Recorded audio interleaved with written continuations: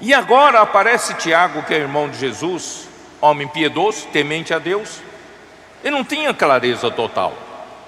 E ele acabou se tornando o principal líder de Jerusalém, já em Atos 15. E por que ele se tornou o principal líder em Jerusalém? Agora vocês vão entender porque eu expliquei toda a pressão vinda dos judeus depois da perseguição por causa da morte de Estevão.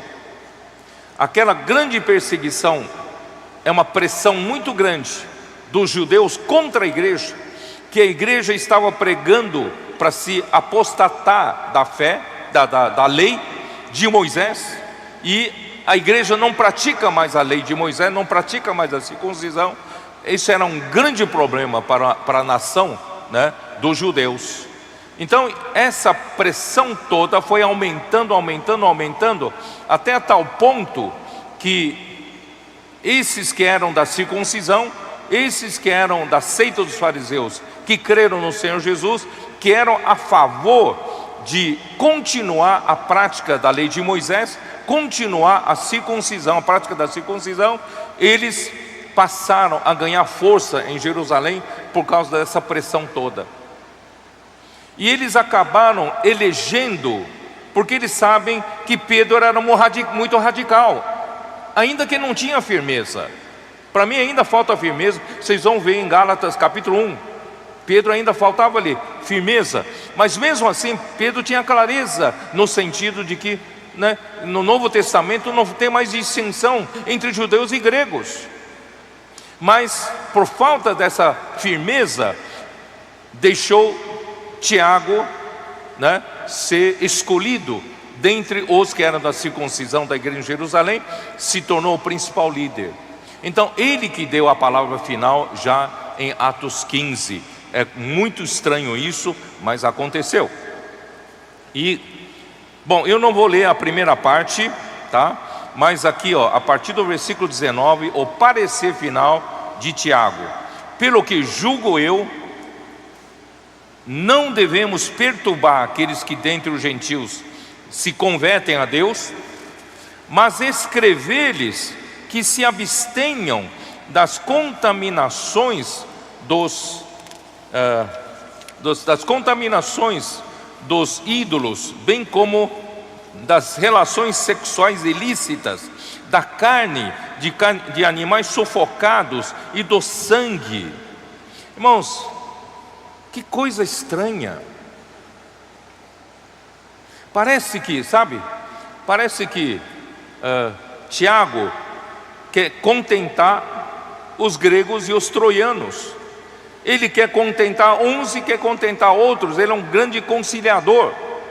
E ele concordou com o que Pedro disse, mas ele introduziu uma nova lei para os gentios que crerem no Senhor Jesus a observarem. Não sei se vocês entenderam. É como se dissesse o seguinte: vocês gentios que creram no Senhor Jesus não são obrigados a observar a lei de Moisés. E nós judeus que cremos em Jesus, nós ainda somos judeus, nós temos que observar a lei de Moisés.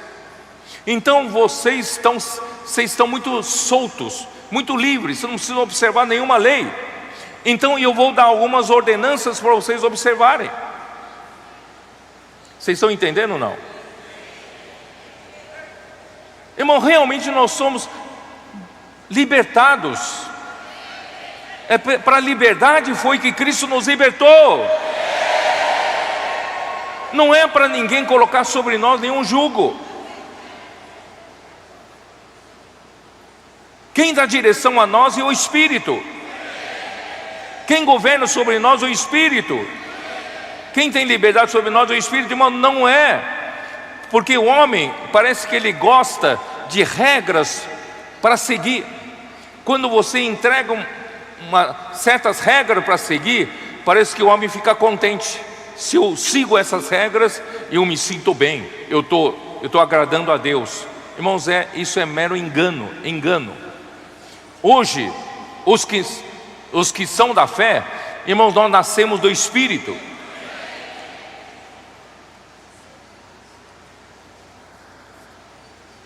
O vento sopra aonde quer.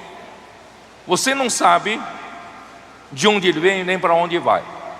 Você escuta a sua voz, mas não sabe para onde ele vem, onde ele vai. Aí Jesus disse para Nicodemos: assim são os que são nascidos do Espírito. Quer dizer, irmãos, nós não seguimos mais regras, nós não seguimos mais a lógica, nós não seguimos ordenanças para nós praticarmos. Irmãos, se Deus ainda tivesse esperança na sua carne, na minha carne, de que nós conseguimos aperfeiçoar a carne praticando a lei, irmão, não precisaria ter Cristo vindo e morrido na cruz por nós. Estão certo ou não? Se pela lei nós pudéssemos ser justificados, então para que veio Cristo? É justamente o homem não consegue praticar a lei, mas o homem gosta de praticar a lei. Mesmo na igreja, eu tenho alertado vocês: não faça nada, que nada se torne um método entre nós. Nós não seguimos a métodos, nós seguimos ao Espírito. O Espírito tem que ter liberdade entre nós, mas o Espírito não anda solto assim não. O Espírito vem pela palavra. Se nós seguimos alguma coisa, irmãos, é pela palavra. E a palavra só se pratica pelo Espírito, porque homem nenhum consegue praticar a palavra, a obra de Deus, fazer a obra de Deus, mas só o Espírito. Por isso, irmão, nós estamos no Novo Testamento, uma nova fase. Não precisamos de coisa para observar, tem que observar, tá? Então essas são as novas leis que Tiago introduziu para os gentios que creram no Senhor Jesus, tá? E ele conciliou com os que eram a favor de Moisés, versículo 21, porque Moisés tem em cada cidade, desde os tempos antigos, os que pregam nas sinagogas, onde é lido todo sábado. Como ele se dissesse para os que são da circuncisão: não se preocupa, Moisés vai continuar sendo lido. Eles vão continuar lendo a lei de Moisés, a lei de Moisés. Por isso, irmãos, Tiago não tinha clareza, e ele, conciliando as coisas, ele conseguiu introduzir uma outra linha de obra nas igrejas, que é o que a igreja em Jerusalém seguiu na segunda fase. Aí nunca mais você ouve no registro do livro de Atos dos Apóstolos o vigor, atuação do Espírito Santo, milagre, sinais, mas que quando chega em Atos 21, vamos dar uma olhada, Atos 21, já na terceira viagem de Paulo, já se passaram 8 anos, Atos 21 é no ano 58, Atos 15 no ano 50. Irmão, na verdade, eu fiz um gráfico, tá? Os irmãos vão passar para vocês, depois vai ser projetado para vocês. Eu fiz um gráfico para vocês entenderem a linha do tempo, tá? Que aconteceu, em que ano aconteceu cada fato desse que eu falei, tá? Eles vão projetar para vocês esse gráfico. E então, 8 anos depois, quando Paulo chega em Jerusalém, dá uma olhada no capítulo 21, versículo 17. Tendo nós chegado a Jerusalém, os irmãos nos receberam com alegria. No dia seguinte, Paulo foi conosco encontrar-se com Tiago, e todos os presbíteros se reuniram. Muito estranho, porque Paulo foi recebido por Tiago e todos os presbíteros se reuniram para receber a Paulo. Não havia sequer um dos apóstolos. Por que será? O que aconteceu nesse meio tempo? E aí você vai entender lendo aqui. E tendo saudado, contou minuciosamente o que Deus fizera entre os gentios por seu ministério, né? Paulo contou tanta coisa que o Senhor fez levantando igrejas, né, do mundo gentil. Ouvindo, deram eles glória a Deus. Irmãos, é como se fosse assim: muito bem o que você está fazendo, você fez tudo muito bem. Mas esse mas É como se dissesse: Paulo, você sozinho, com alguns cooperadores, se suaram, foram açoitados, levantaram tumultos, tanta dificuldade aqui, tanta dificuldade ali, né? Vocês com tanto sofrimento levantaram essas igrejas gentios. Se você somar o número de membros dessas igrejas gentios, não sei quanto chegaria, talvez alguns poucos milhares. Talvez 50 pessoas numa cidade, 200 pessoas na outra, 100 na outra. Se somar, o que vai dar 1.000, 2.000 pessoas que Paulo levantou. Agora dá uma olhada aqui em Jerusalém. Olha o que nós estamos fazendo aqui, né? Paulo, né, diz assim: e disseram para Paulo: bem vês, irmão, quantas dezenas de milhares há entre os judeus que creram. Aqui nós, só em Jerusalém, nós temos dezenas de milhares. Que são dezenas de milhares? São no mínimo 20 mil, né? Uma dezena de milhares é 10 mil. Dezena de milhares acima de 20 mil. 20 mil, 30 mil, 40 mil, não sei quantos. Irmãos, olha só que são dezenas de milhares. Todos eles creram no Senhor Jesus. Dos judeus creram no Senhor Jesus. Olha só a observação: e todos são zelosos da lei.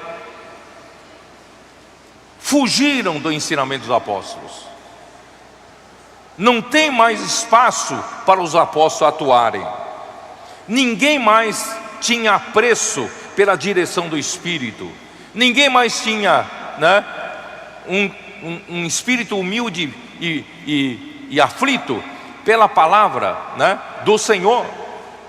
E eles estavam ali vivendo uma mistura da fé com a lei. Não tinha mais lugar para Pedro.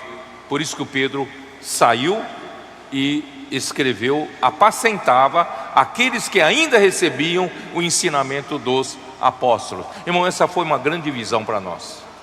A gente não consegue entender todo o contexto do livro de Atos dos Apóstolos sem o entendimento desse fato. Aí olha só: e foram informados, Paulo, a teu respeito, que você ensina todos os judeus dentre os gentios a apostatarem de Moisés, dizendo-lhes que não devem circuncidar os filhos, nem andar segundo costumes da lei. Paulo, isso é um crime aqui em Jerusalém, que se há de fazer agora. Certamente saberão da tua chegada. Eles sabem que vocês estão chegando, vão sair na rua protestar, né? Faze, portanto, o que te vamos dizer.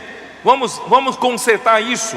Vamos mostrar para o povo aqui: você não é contra a lei, né? Estão aí entre nós 4 homens que voluntariamente aceitaram um voto.